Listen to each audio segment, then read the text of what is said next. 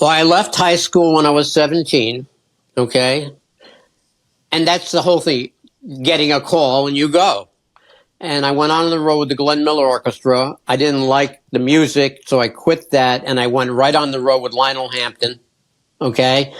I get back into New York, and then I get the call to join Benny Goodman for 2 years. I played with Tony Bennett, Frank Sinatra, Mel Torme, Peggy Lee. I did Peggy Lee's last album. Michael Jackson. I was with the Jackson 5. And on with a lot of people you might not know. Great, great jazz legends, okay?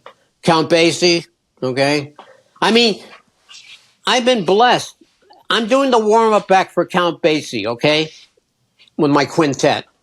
I'm walking off stage, and I'm walking past the dressing room, and I hear this voice. Young man, come in here. Wow. I go in there, and sitting in the chair is Count Basie. Young people wouldn't know. That's like meeting Elvis Presley or Michael Jackson, okay, for a jazz player, you know. He says to me, you've been listening to Pops, Louis Armstrong. I said, yeah. He said, well, let me just tell you something. I've been listening to you. You sound great. Don't change anything. Just keep doing what you're doing. Man, I walked out of there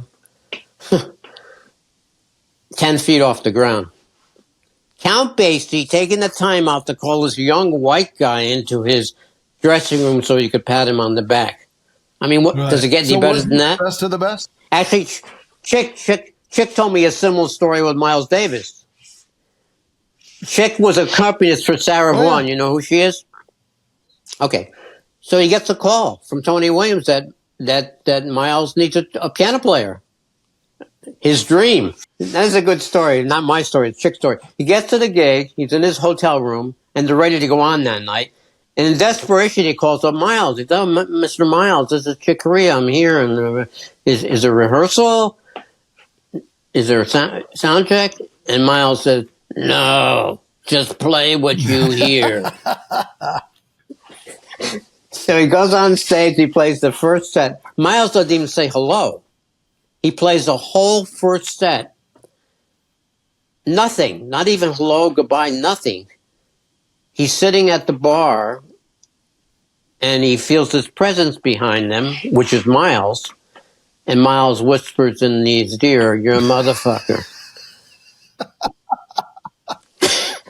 Chick said he walked out of that place like 10 feet above the ground. And that's the way I felt when Count Basie said what he said to me, you know.